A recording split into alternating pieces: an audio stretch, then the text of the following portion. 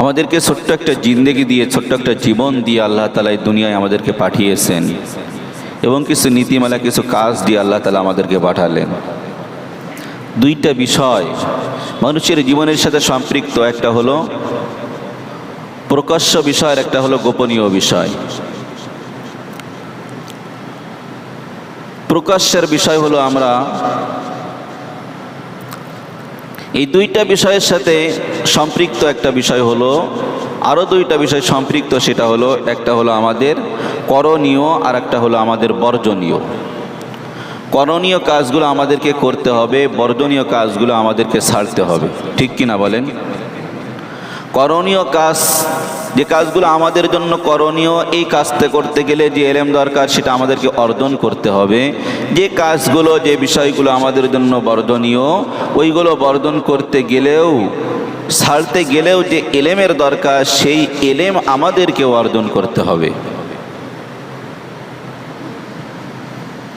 বাহ্যিকভাবে আমরা আল্লাহ তাআলার গোলামি করি, আমরা নামাজ পড়ি, ঠিক না? আমরা রোজা রাখি, আমরা সম্পদ হইলে হজ করি। এলা হলো আল্লাহ পাক রব্বুল আলামিনের বাহ্যিক হুকুম, প্রকাশ্যে হুকুম। এই হুকুম পালন করতে গেলে আমাদের জন্য যেগুলো করণীয়, যেগুলো অর্জন করার দরকার, ওইগুলো আমাদেরকে অর্জন করতে হবে।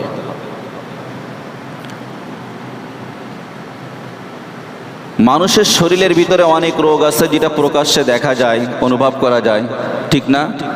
একজনের কাশি হয়েছে, অনুভব করা যায় না? জ্বর হয়েছে, অনুভব করা যায় না? দাস্ত হয়েছে, অনুভব করা যায় না? অনুভব করা যায়। কিন্তু অনেক রোগ আছে যেগুলো আমরা দেখতেও পাই না, আমরা অনুভব করতে পাই না, সেগুলো ভিতরগত রোগ, ঠিক কিনা বলেন?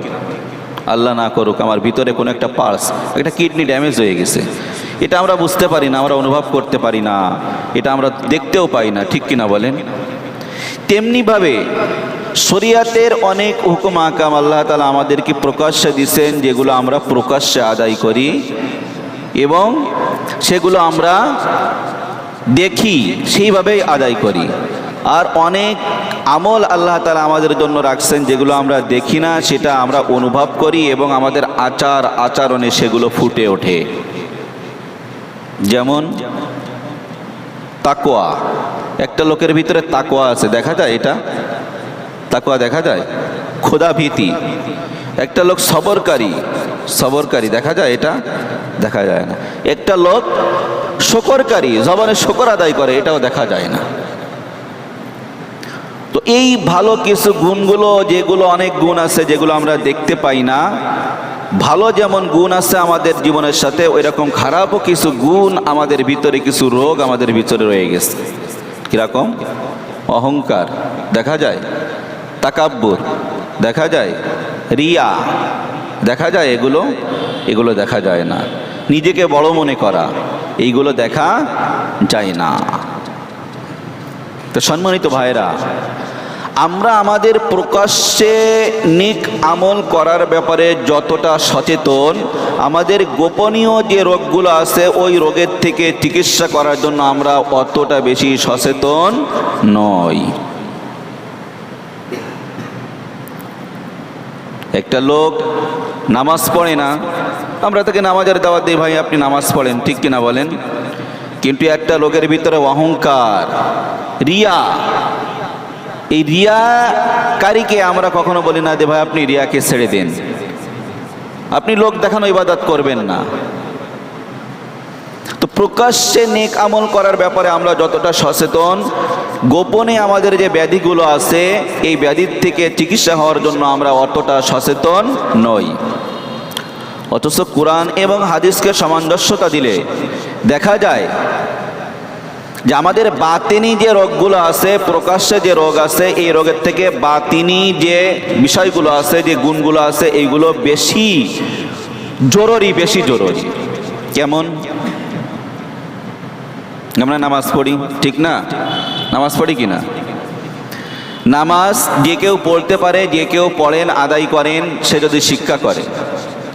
কিন্তু কোনো ব্যক্তির ভিতরে যদি রিয়া নামে এই রোগ তার ভিতরে থাকে, অর্থাৎ লোক দেখানো, মানুষ দেখানো ইবাদত, কোনো ব্যক্তি যদি মানুষ দেখানো ইবাদত করে, তাহলে তার ইবাদত কি কবুল হবে? একটু কথা বলেন, কবুল হবে না। তাহলে দেখা যায় যে প্রকাশ্যে যে নেক আমল করি তার থেকে বেশি জরুরি হলো যে গোপনে আমাদের শরীরের ভিতরে, আমাদের রুহের ভিতরে যে ব্যাধিগুলো আছে সেইগুলো চিকিৎসা করানো। আর এই রোগগুলো কোথা থেকে আসে?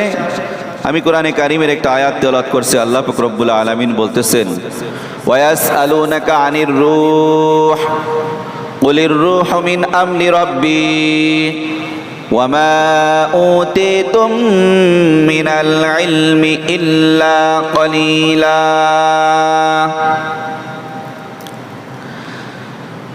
আল্লাহ তাআলা বলতেছেন, ওয়ায়াসআলুনাকা আনির রূহ, হে নবী তারা আপনার কাছে জিজ্ঞাসা করে রূহ কি জিনিস। কুলির রূহু মিন আমরি রাব্বি, আপনি বলে দেন রূহ হলো এটা আল্লাহ পাক রব্বুল আলামিনের একটা নির্দেশ। ওয়ামা উতিতুম মিনাল ইলমি ইল্লা কলিলা, আমি তাদেরকে খুব অল্প ইলম এবং অল্প জ্ঞান আমি তাদেরকে দান করছি।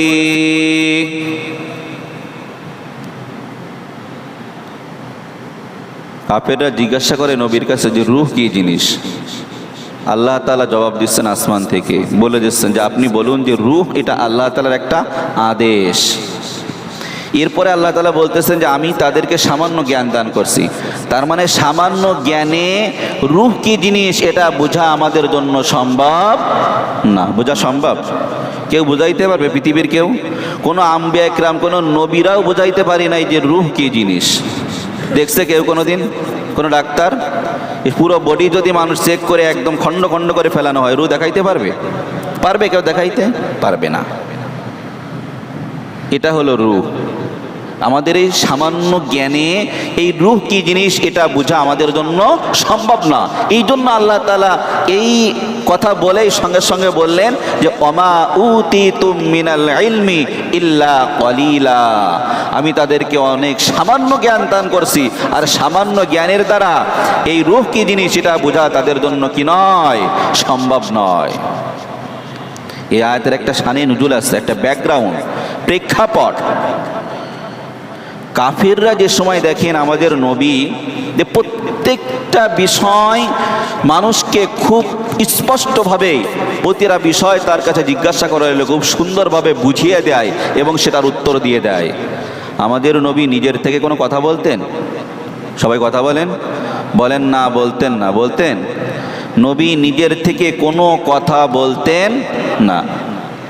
দলিল, ওয়ামা ইয়ানতিকু আনিল হাওয়া ইন হুয়া ইল্লা ওয়াহয়ুন ইউহা। আল্লাহ পাক রব্বুল আলামিন বলতেছেন, ওয়ামা ইয়ানতিকু আনিল হাওয়া ইন হুয়া ইল্লা ওয়াহয়ুন ইউহা। নবী কখনো নিজের থেকে কোনো কথা বলতেন না, সেটাই বলতেন যেটা তার কাছে ওহী হিসেবে আসমান থেকে প্রেরণ করা হতো। জোরে বলি না সুবহানাল্লাহ।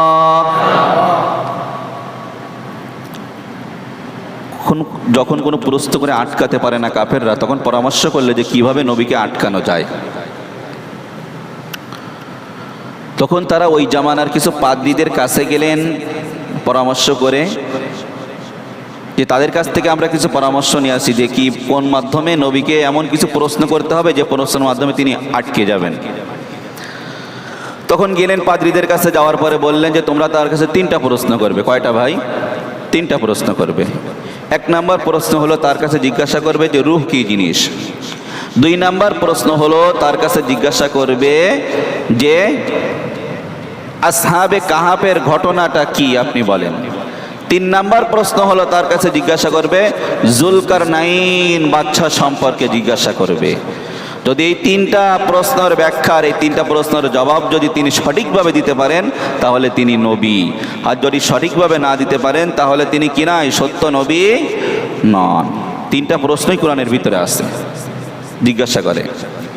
আল্লাহ পাক রব্বুল আলামিন একটা সূরাও নাজিল করছেন, সূরাতুল কাহাফ নামে একটা সূরা আল্লাহ তাআলা নাজিল করছেন। এই সূরার ভিতরে আল্লাহ তাআলা আরেকটা যে প্রশ্ন, ওয়ায়াসআলুনাকা আন যিল করনাইন কুল সাআতলু আলাইকুম মিনহু যিকরা। তো নবীর কাছে এই তিনটা প্রশ্ন করলে এই তিনটা প্রশ্নের জবাব আসমান থেকে আল্লাহ পাক রব্বুল আলামিন জিবরাইলের মাধ্যমে সেই প্রশ্নের জবাব আল্লাহ তাআলা দিয়ে দেন। এটা করেও কাফেররা নবীকে কি করতে পারে না ভাই, আটকাইতে পারে না। যাই হোক, যে কথা বলতেছিলাম যে আমাদের রূহটা এটা অন্তরের সাথে সম্পৃক্ত। আমি নবীজির একটা হাদিস পড়ছি আপনাদের সামনে। قال رسول الله صلى الله عليه وسلم ألا إن في الجسد لمضغة إذا صلحت صلح الجسد كله وإذا فسدت فسد الجسد كله ألا وهي القلب। বিশ্বনবী মুহাম্মদ রাসূলুল্লাহ সাল্লাল্লাহু আলাইহি ওয়াসাল্লাম বলেন, আলা ইন্না ফিল জাসাদি লামুযগা, তোমরা জেনে রাখো তোমাদের শরীরের ভিতরে একটা টুকরা আছে, যখন সেটা সংশোধন হয়ে যায়, আলা ইন্না ফিল জাসাদি লামুযগা ইযা সালুহাত সালুহাল জাসাদু কুল্লু, যখন সেটা সুন্দর হয়ে যায় বাকি সমস্ত অঙ্গ প্রত্যঙ্গগুলো সুন্দর হয়ে যায়, আর যখন সেটা অসুস্থ হয়ে যায়, যখন সেটা নষ্ট হয়ে যায় বাকি সমস্ত অঙ্গ প্রত্যঙ্গর আমল তখন নষ্ট হয়ে যায়। তোমরা জেনে রাখো আলা ওয়াহিয়াল কলব, সেটা হলো তোমাদের কলব। সেটা কি? আমাদের কলব। এই কলব যদি আমাদের সুন্দর হয়ে যায় তাহলে আমাদের সমস্ত, আমাদের হাত, আমাদের পা, আমাদের চোখ, আমাদের জবান সব কিছু সুন্দর হয়ে যাবে। ঠিক না? কথা বলেন ঠিক কি না? এই জন্য আমাদেরকে সমস্ত নেক আমলের বুনিয়াদ হলো এই কলবের সাথে সম্পৃক্ত। কেননা কলবটা যদি সুস্থ থাকে, আমার এই নেক আমল যদি রিয়া মুক্ত আমল হয়, আমার নামাজটা যদি রিয়া মুক্ত নামাজ হয় তাহলে সেটাকে আল্লাহ তাআলা কবুল করবেন। আর যদি রিয়া যুক্ত নামাজ হয়, লোক দেখানো ইবাদত হয়, তাহলে সেই ইবাদত আল্লাহ তাআলা কি করবেন না ভাই? কবুল করবেন না। একটা হাদিসের ঘটনা শোনাই, লম্বা হাদিস, হাদিসে কুদসি। এই হাদিসের ভিতরে আল্লাহ পাক রব্বুল আলামিন কিয়ামতের ময়দানে সমস্ত মানুষ বান্দাদেরকে, এক শ্রেণীর লোকদেরকে আল্লাহ তাআলা ডাকবেন। বিশ্বনবী মুহাম্মদ রাসূলুল্লাহ সাল্লাল্লাহু আলাইহি ওয়াসাল্লাম হাদিসটা বয়ান করতেছেন। খেয়াল করে শুনি হাদিসটা। আমাদের সমস্ত নেক আমলের বুনিয়াদ হলো আমাদের অন্তরের সাথে সম্পৃক্ত। আল্লাহ তাআলা কিয়ামতের দিন সমস্ত দুনিয়ায় যারা শাহাদাত বরণ করছে শহীদদেরকে আল্লাহ পাক রব্বুল আলামিন কিয়ামতের ময়দানে ডাকবেন। আল্লাহ তাআলা শহীদদেরকে ডাক দিয়ে তাদের কাছে জিজ্ঞাসা করবেন, তোমরা জিহাদের ময়দানে তোমাদের জীবন বিলীন করছো কোন জন্য?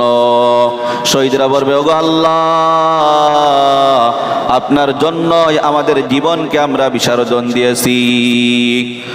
তখন আল্লাহ পাক রব্বুল আলামিন তাদেরকে বলবেন, কাযাবতা ইয়া আবদি, তুমি মিথ্যা বলতেছো আমার বান্দা, তুমি জিহাদ করছো এই জন্য দুনিয়ায় তোমাকে সবাই বাহাদুর বলবে, বাহবা দিবে। দেখো অমুক ব্যক্তি বাহাদুর ব্যক্তি, সে জিহাদ করতে যে সে শাহাদাত বরণ করছে, তোমাকে বাহাদুর বলবে।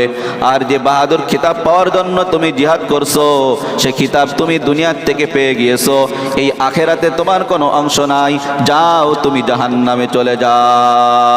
জোরে বলি না নাউজুবিল্লাহ। এরপর আল্লাহ পাক রব্বুল আলামিন কারীদেরকে ডাকবেন, যারা কোরআন শিক্ষা করছে তাদেরকে আল্লাহ তাআলা ডাকবেন। ডেকে তাদের কাছে জিজ্ঞাসা করবেন, তোমরা কোরআন শিক্ষা করছো কি জন্য? তোমরা কেন কোরআন শিখছো? তখন আল্লাহ তারা ওই কারিগণরা বলবে, গো আল্লাহ, আমরা কোরআন শিখছি এই জন্য যে কোরআন শিখে আমরা মানুষদেরকে শিখাবো, মানুষদেরকে কোরআন শিক্ষা দিব, সেই জন্য শিখছি। বলবে, কাযাবতা ইয়া আবদি, তুমি মিথ্যা বলছো আমার বান্দা, তুমি সেজন্য কোরআন শেখো নাই, তুমি কোরআন শিখছো মধুর সুরে তিলাওয়াত করলে মানুষ তোমাকে কারি সাহেব বলে ডাকবে। আর কারি সাহেব বলে ডাকার কারণে তুমি কোরআন শিখছো। এই কারি সাহেব বলে ডাকা দুনিয়ায় তোমার যে উদ্দেশ্য ছিল সেটা দুনিয়ায় অর্জন হয়ে গিয়েছে, এই আখেরাতের ময়দানে তোমার কোনো অংশ নাই, তুমি এখন চলে যাও জাহান্নামে। জোরে বলি না নাউজুবিল্লাহ। কিয়ামতের ময়দানে আল্লাহ পাক রব্বুল আলামিন হাদী সাহেবদেরকে ডাক দিবেন। ডাক দিয়ে আল্লাহ তাআলা বলবেন, এ হাজী সাহেবগণ, তোমরা হজ করছো কার জন্য? তখন হাজী সাহেবরা বলবে, ওগো আল্লাহ, আমরা হজ করছি আপনার জন্য, আপনাকে খুশি করার জন্য। আল্লাহ পাক রব্বুল আলামিন বলবেন, কাযাবতা ইয়া আবদি, তুমি মিথ্যা বলতেছো আমার বান্দা, তুমি আমার জন্য হজ করো নাই। তোমার অর্থ ছিল তোমাকে লোকে হাজী সাহেব বলবে, সেই জন্য তুমি হজ করছো। আর লোকে দুনিয়াতে তোমাকে হাজী সাহেব বলছে, এখন আখেরাতে কিয়ামতের ময়দানে তোমার কোনো অংশ নাই, যাও তুমি সোজা জাহান্নামে চলে যাও। প্রত্যেক শ্রেণীকে এরকম ডাক দিয়ে দিয়ে আল্লাহ তাআলা বলবেন। আমাদের নেক আমলের সম্পর্ক হবে কলবের সাথে। যদি আল্লাহ তাআলার জন্য যদি না হয়, তাহলে কোনো একটা নেক আমল আমাদের কি হবে না ভাই? কবুল হবে না। সমস্ত নেক আমল কার জন্য হতে হবে? কথা বলেন সবাই। একমাত্র আল্লাহ তাআলার জন্য। আমি যাই করব, সমস্ত আমার ইবাদতটা হবে একমাত্র আল্লাহ তাআলার জন্য। আমাকে কে কি বলুক আর না বলুক, এটা দেখার আমাদের কোনো কি নাই, সুযোগ নাই। এজন্য আমাদের কলবের চিকিৎসা, এক নম্বর কলবের রোগের ব্যাধির চিকিৎসা, এটা আমাদের এক নম্বরে করাতে হবে। এটা হলো বুনিয়াদ এবং ভিত্তি। কারণ যদি কলব ঠিক না থাকে, তাহলে কোনো একটা নেক আমল করলে সে নেক আমল আল্লাহ তাআলা কি করবেন না? কবুল করবে না। এই জন্য আত্মশুদ্ধির এত প্রয়োজন। আত্মশুদ্ধি বলা হয় যেটাকে, ইসলাহ বলা হয়, নিজেকে সংশোধন করা। আমাদের রোগ হলে যেরকম আমরা ডাক্তারের কাছে যাই, আমরা চিকিৎসা করাই, বসে থাকি না। এই রোগ থেকে কিভাবে সুস্থ হওয়া যায়। আমাদের কলবের ভিতরে ওইরকম রোগে বাসা বাঁধছে। অহংকারের রোগ আমাদের ভিতরে আছে না নাই? তাকাব্বুরের রোগ আমাদের ভিতরে আছে না নাই? রিয়া নামক রোগ আমাদের ভিতরে আছে না নাই? কথা বলেন, আছে না? এই অহংকার থেকে আমাদেরকে বাঁচতে হবে। আর এই অহংকার, এই রোগটাই আমাদের সমস্ত আমলকে ধ্বংস করে দেয়। দেখেন আজকে আপনি চিন্তা করে, অহংকারের কারণে আজকে মানুষ দুনিয়ায় উলামা ইকরামের কাছে শুধু আসে ঝাড়ফুঁক করার জন্য, পানি পড়ার জন্য। জ্বর হয়েছে, একটু ভয় পাইছে, হুজুর একটু পানি পড়ে দেন, আমার গায়ে একটু ফু দিয়ে দেন। একটা লোক খুঁজে পাওয়া যায় না যে আমাদের কাছে এসে জিজ্ঞাসা করে, হুজুর আমার ভিতরে তো অহংকার নামে রোগ আছে, মিথ্যা রোগ আমার ভিতরে আছে, মানুষকে ধোঁকা দেওয়ার রোগ আমার ভিতরে আছে, জুলুম করার রোগ আমার ভিতরে আছে, এই রোগের থেকে আমি কিভাবে চিকিৎসা পেতে পারি, আমাকে একটু পরামর্শ দেন। এই কথা বলার জন্য আমাদের কাছে কেউ আসে না। কিয়ামতের ময়দানে মৃত্যুর পরেই আমাকে আল্লাহ তাআলার কাছে হিসাব দিতে হবে। কথা বলেন ঠিক কিনা? জবরদস্ত একজন আল্লাহওয়ালার একটি ঘটনা। হযরত আশরাফ আলী থানভী রহমাতুল্লাহ আলাইহির সিলসিলার একজন আল্লাহর ওয়ালা, ওনার নামটা আমার স্মরণ নাই। ওনার কাছে ওই জামানার একজন বাদশা গেছেন ওনার কাছে বায়াত হওয়ার জন্য। যাওয়ার পরে বায়াত মানে ইসলার জন্য। আমরা ডাক্তারের কাছে যাই রোগের চিকিৎসা করার জন্য, আর উলামা ইকরাম আলেমদের কাছে, পীরদের কাছে যেতে হয় নিজের আধ্যাত্মিক রোগের চিকিৎসা করানোর জন্য। এরকম আসছে ওই জামানার সম্রাট। আসার পরে যে সময় আসতেছেন ওনার দরবারে, দেখেন যে উনি একা খালি খালি হেঁটে আসতেছেন, আর ওনার সাথে যে সহযোগী আছে ওনার কাছে যে হাদিয়ার যে ব্যাগটা আছে সেইটা দিচ্ছেন, নিয়ে আসতেছে। উনি দেখছে, আল্লাহওয়ালারা তো বুঝতে পারেন মানুষের সমস্যা, পারেন না। ভারতের একজন ডাক্তার ছিলেন হাকিম আজমল খান। এই কথাটা আমি আমার উস্তাদের মুখ থেকে শুনছি। উনি এত বড় জবরদস্ত একজন ডাক্তার ছিলেন যে উনি মানুষ ওনার সামনে যাওয়ার পরে দাঁড়াইলে উনি বলে দিতে পারতেন ইনার শরীরের ভিতরে কি রোগ আছে। হাকিম আজমল খান ওনার নাম, ভারতের ডাক্তার। তো আল্লাহওয়ালারা বুঝতে পারতেন ইনার ভিতরে কোন সমস্যা আছে। উনি দেখছেন যে উনি আসতেছেন, ওনার হাদিয়ার প্যাকেটটা আরেকজনের হাতে, উনি একা একা আসতেছেন। আসার পরে বলতেছেন কি, সালাম দিছেন, হুজুর আমি আপনার কাছে বায়াত হতে চাই। বলে সত্যি সত্যি আমার কাছে বায়াত হতে চান? কয় হ্যাঁ। বলে আমি যেটা বলবো সেইটা আপনি শুনবেন? হ্যাঁ অবশ্যই শুনবো। যদি আমি যেটা বলবো সেইটাই যদি আপনি মানতে পারেন, তাহলে আমি আপনাকে বায়াত করব, নচেৎ আমি আপনাকে বায়াত করব না। বলতেছে আপনার এই যে খাদেম আছে তার কাছ থেকে মিষ্টির এই প্যাকেটটা আপনি নিন, নিয়ে ওইটা মাথায় করে, ওই জায়গায় একটা বাজার আছে, এই বাজারের চতুর্পাশে আপনি ওইটা মাথায় করে নিয়ে ঘুরে 3 বার ঘুরে তারপরে আপনি আমার কাছে আসবেন, তারপরে আমি আপনাকে বায়াত গ্রহণ করব। এই যদি আমাদের একজন মানে মিম্বার বললেও তো ভুল হবে, মানে ওর থেকেও নিচেই যারা নেতা আছে না, ওর থেকে নিচের নেতা আছে না, এরকম একজন নেতাকেও যদি বলা হয় মানবে? কথা বলেন, মানবে না। কোন কারণে? অহংকার। কথা বলেন, অহংকার। এই অহংকারই আমাদের সব থেকে বড় পতনের মূল। আজকে মানুষের ভিতরে মানার মাত্রা নাই। আল্লাহ পাক রব্বুল আলামিন ডাক দিয়ে বলতেছেন, আল কিবরিয়া ও রিদাই। আল্লাহ তাআলা বলেন, এই অহংকার এবং তাকাব্বুর এটা হলো আমার একটা চাদর, আর এই অহংকার এই তাকাব্বুরের চাদর নিয়ে যারা টানা হেঁচড়া করবে তারা সকলেই ধ্বংস হয়ে যাবে। অহংকার এটা আল্লাহ তাআলার চাদর, এটা নিয়ে টানাটানি করা যাবে না। আজকে যে সমস্ত আল্লাহওয়ালারা তাদের নিজেদের বাতিনি রোগের চিকিৎসা করছে, ইসলাহ করছে, তারা আল্লাহ তাআলার কাছে যেটাই বলছে সেটাই আল্লাহ পাক রব্বুল আলামিন কি করে নিছে ভাই? কবুল করে নিছে। কিন্তু আজকে আমাদের সেই ভিতরে বাতিনি রোগের চিকিৎসা না করার কারণে যে আমরা যেটা বলি সেটা আল্লাহ তাআলা কি করেন না, আমাদের কথা শোনেন না, কথাকে কবুল করেন না। আল্লাহওয়ালাদের দৃষ্টি যদি কোনো ব্যক্তির উপরে পড়ে, আল্লাহ পাক রব্বুল আলামিন তার দৃষ্টির ওসিলায় তাদেরকে হিদায়াত দিয়ে দিতে পারেন। এমন পাওয়ার তাদের দৃষ্টিতেও, এমন পাওয়ার। এই জন্য আমাদেরকে এই রোগ থেকে ইসলাহ হতে হবে। এই রোগ, এই বাতিনি রোগ যদি আমাদের ভিতরে থাকে, এই রোগগুলো আগে চিহ্নিত করতে হবে। রোগ আমাদেরকে আগে চিনতে হবে। মিথ্যা কথা বলা বাতিনি রোগ, অহংকার, তাকাব্বুর, রিয়া, লোক দেখানো ইবাদত, মানুষকে জুলুম করা, মানুষের উপরে বেইনসাফি করা, অন্যায়ের মাল ফাঁকি দিয়ে নেওয়া, এই সমস্ত যতগুলো বাতিনি রোগ আছে আমাদের ভিতরে, সব রোগের চিকিৎসা করতে হবে এবং এই সমস্ত বিষয় আমাদেরকে বর্জন করতে হবে। কি করতে হবে বলেন? বর্জন করতে হবে। আমি আমাকে বড় মনে করি।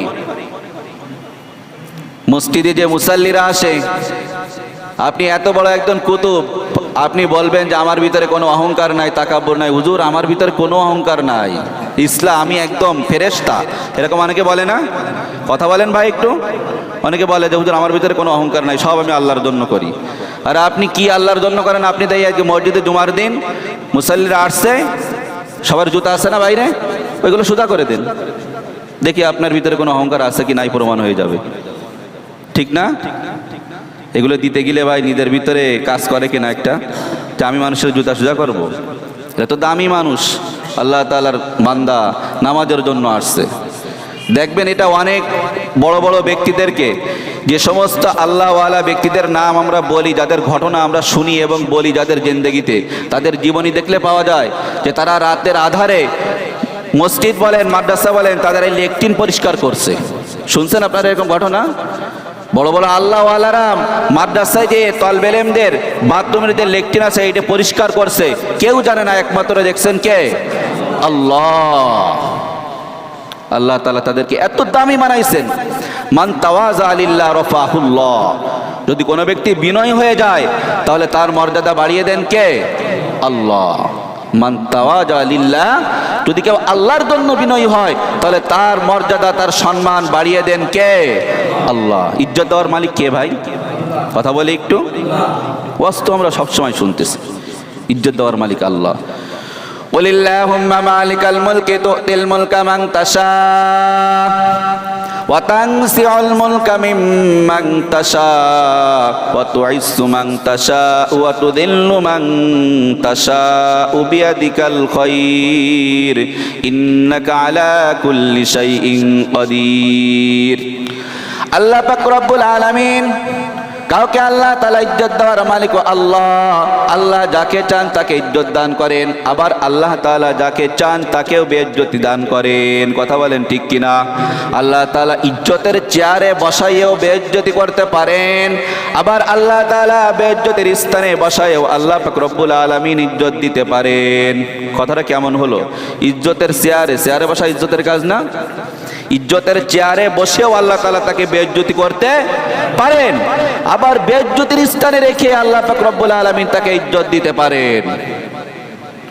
স্মরণ করেন নমরুদের কথা, নমরুদকে আল্লাহ পাক রব্বুল আলামিন ক্ষমতা দান করছিলেন, সম্পদ দান করছিলেন, কথা বলেন ঠিক কিনা? সম্পদ দিয়ে ক্ষমতা দেওয়ার পরেও নমরুদকে আল্লাহ পাক রব্বুল আলামিন বেইজ্জতি করছেন। সারা পৃথিবীর মানুষ আজও পর্যন্ত এরকম কোথাও শোনা যায় নাই যে কোনো মানুষ তার সন্তানের নাম নমরুদ রাখছে। শোনা গেছে? আছে কেউ? কিছু কিছু বাস্তবতা আছে যেগুলো চিন্তা করলে বোঝা যায়। অনেক সময় আমাদের ভিতরে একটা জিনিস কাজ করে যে আমরা যে ঘটনাগুলো শুনি এ কি সত্য না মিথ্যে? নমরুদ নামে আসলে কেউ ছিল নাকি? আমরা তো দেখি নাই, হুজুররা বলে কোরআনে আছে তাই আমরা শুনি। কিন্তু খারাপ যে জিনিসটা, আজও পর্যন্ত কোনো মানুষ তার সন্তানের নাম ফিরাউন রাখে নাই। রাখছে? কেন রাখে নাই? এইটাই প্রমাণ মানুষের ভিতরে এই অনুভূতি আল্লাহ তাআলা ঢুকিয়ে দিয়েছেন যে এই সমস্ত ব্যক্তিগুলো দুনিয়ায় সব থেকে খারাপ ব্যক্তি নামে চিহ্নিত ছিল। আবার ইব্রাহিম খলিলুল্লাহ আলাইহিস সালাতু ওয়াস সালামকে আল্লাহ তাআলা আগুনের ভিতরে ফেলাইছেন। আগুনের ভিতরে ফেলানোর পরে উদ্যত দিয়েছেন কে? আগুনের ভিতরে ফেলাইছেন ইব্রাহিম আলাইহিস সালাতু ওয়াস সালামকে। ওই আগুনের ভিতরে আল্লাহ পাক রব্বুল আলামিন বেইজ্জতির জায়গা, আগুনের ভিতরে পড়ে যাওয়া এটা কোনো ইজ্জতের জায়গা নয়। ওই বেইজ্জতির জায়গায় রেখেও আল্লাহ তাআলা তার খলিল ইব্রাহিম আলাইহিস সালাতু ওয়াস সালামকে ইজ্জত দান করেছেন। আল্লাহ পাক রব্বুল আলামিন আগুনকে হুকুম দিয়ে দিলেন, কুলনা ইয়া নারু কুনি বারদাও ওয়া সালামান আলা ইব্রাহিম। ইজ্জত দেওয়ার মালিক কে? আল্লাহ। এই জন্য আমাদেরকে এটা ভাবার কোনো সুযোগ নাই যে আমি এই কাজ করলে আমি ছোট হয়ে যাব আর এই কাজ করলে আমি বড় হয়ে যাব। বরং আমি যদি নিজেকে বড় মনে করি তাহলে এইটাই হবে আমার সব থেকে বড় বোকামি। নিজেকে বড় মনে করলে আল্লাহ তাআলা তাকে প্রত্যেক জায়গায় তাকে বেইজ্জতি করবেন। করবেন না বেইজ্জতি? অহংকার করলে আল্লাহ পাক রব্বুল আলামিন প্রতি জায়গায় তাকে বেইজ্জতি করবেন। সম্মানিত ভাইরা, এই জন্য ভাই এখনো পর্যন্ত আমাদের সময় আছে, মৃত্যুর পরে আল্লাহ তাআলা আমাদেরকে যে বিষয় আমাদের কাছে জিজ্ঞাসা করবেন সেটা হলো আমাদের বাতিনি, আমাদের ভিতরগত রুহানি রোগ আমাদের ভিতরে ছিল কিনা সেইটাই আল্লাহ তাআলা জিজ্ঞাসা করবেন। মিথ্যার রোগ যদি আমাদের ভিতরে থাকে তাহলে সেই রোগের রোগী হয়ে যদি আমি দুনিয়ার থেকে যাই, একবার মিথ্যা কথা বললে যদি কেউ একটা মিথ্যা কথা বলে তাহলে তাকে ৭,০০০ বছর জাহান্নামের আগুনে জ্বলতে হবে। একটু নাউজুবিল্লাহটা বলেন। পাথর হয়ে গেছেন সবাই কথা শুনে, কি বলতেছে হুজুর? একটু নাউজুবিল্লাহ, আলহামদুলিল্লাহ, ইন্না লিল্লাহ, এগুলো তো বলবেন মাঝে মাঝে নাকি? নাউজুবিল্লাহ মানে এত বড় একটা কথা বললাম যে এই ভয়ানক একটা কথা। আল্লাহ আপনি আমাদেরকে এই কথা থেকে আপনি আমাদেরকে হিফাজত করেন। ৭,০০০ বছর জাহান্নামের আগুনে জ্বলা আমাদের জন্য সম্ভব? কারোর জন্য সম্ভব?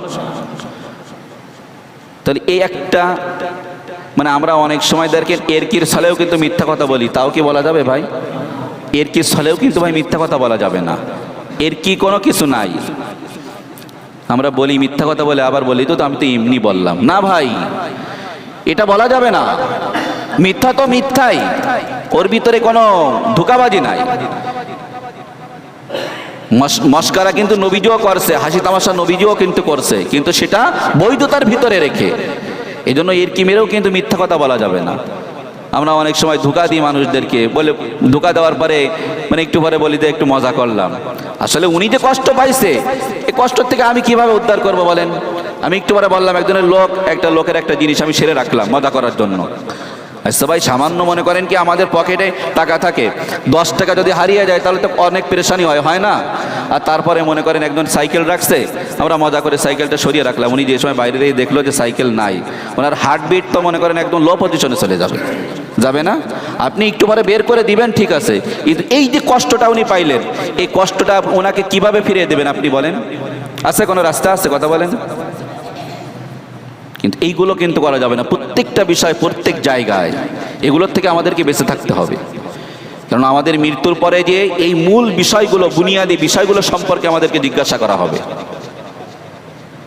মানুষ অপরাধ করে, দেখেন জেলখানায় যায়, এই অপরাধের কারণে তারা যে জেলখানায় যায় সেই অপরাধ সম্পর্কে তাকে জিজ্ঞাসা করা হয় না? কি বলেন? জিজ্ঞাসাবাদের অপরাধের মাত্রা যেমন হয় তার শাস্তির মাত্রাও তেমন হয়। কথা বলেন ঠিক কিনা? সহজে যদি স্বীকারোক্তি না দেয় তাহলে তাকে রিমান্ডের ব্যবস্থা করা হয়। কিয়ামতের ময়দানের বাস্তব দৃষ্টান্ত আল্লাহ তাআলা এই দুনিয়ার বুকে আমাদেরকে দেখিয়ে দিয়েছেন। অপরাধ যেমন হয় তার শাস্তির মেয়াদও কিন্তু তেমন হয়। সম্মানিত ভাইরা, এই জন্য আমাদেরকে এই সমস্ত বাতিনি রোগ থেকে আমাদেরকে বেঁচে থাকতে হবে, ইসলাহ হতে হবে। আমরা কে কখন দুনিয়ার থেকে চলে যাব কেউ বলতে পারি না। মৃত্যুর পরে আল্লাহ তাআলা আমাদেরকে এই সম্পর্কে জিজ্ঞাসা করবেন। আর এটা বড় ভয়ানক জিনিস, বাতিনি রোগগুলা। এর সম্পর্কে আমাদের সচেতনতা অনেক কম, গুরুত্ব কম, এর থেকে বাঁচার ফিকির আমাদের মাথায় কম। এই জন্য আল্লাহ তাআলা যেন আমাদের এই সমস্ত রোগ থেকে ইসলাহ হয়ে সঠিকভাবে ইখলাসের সহিত আমাদের আত্মশুদ্ধি হয়ে যে জায়গায় গেলে যাদের কাছে জিজ্ঞাসা করলে এই রোগের চিকিৎসা পাওয়া যায়, এই রোগ থেকে বাঁচা যায়, এই সমস্ত লোকদের কাছে গিয়ে এই রোগ থেকে বাঁচার ফিকির করে ইসলাহ হয়ে দুনিয়ার থেকে যাওয়ার তৌফিক দান করেন। সকলে বলি আমিন।